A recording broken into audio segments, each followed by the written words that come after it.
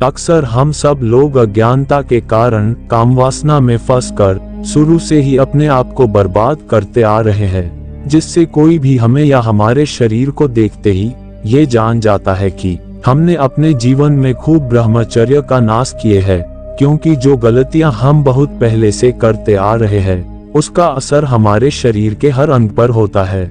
उसको ही देखकर वो हमारे बारे में बता देते हैं। पर जब हम अपनी शारीरिक शक्ति को बढ़ाने के लिए ब्रह्मचर्य का पालन शुरू करते हैं तो हमारे मन में ये भी ख्याल आता रहता है कि आखिर जब हम ब्रह्मचर्य का पालन करते हैं तो सबसे पहले ब्रह्मचर्य का असर हमारे किस अंग पर दिखता है, जिसे हम देखकर ये पता लगा सकते हैं कि अब हमारे शरीर पर ब्रह्मचर्य का असर होने लगा है।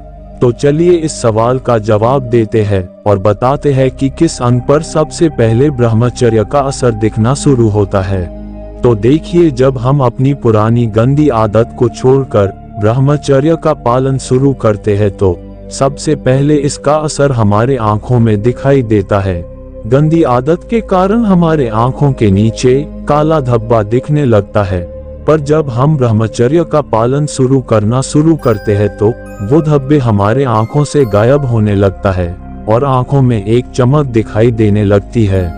उसके बाद ब्रह्मचर्य के कुछ दिन बाद से ही हमारे शरीर में एक ऊर्जा महसूस होने लगती है और जो हमारा हर छोटे से काम के वजह से हाफना शुरू हो जाता है, अब वो कम होने लगता है और हम अपनी शरीर में ताकत को महसूस करने लगते हैं। इससे भी हमें पता चल जाता है कि अब हमारे शरीर में ब्रह्मचर्य का फल मिल रहा है।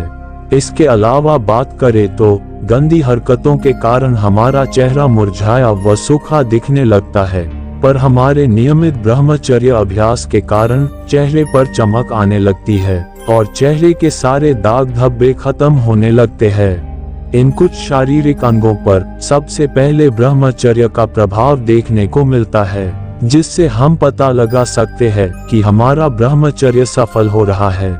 इसी प्रकार और ज्ञानवर्धक वीडियो देखने के लिए चैनल को सब्सक्राइब करें। मिलते हैं कल, बाय।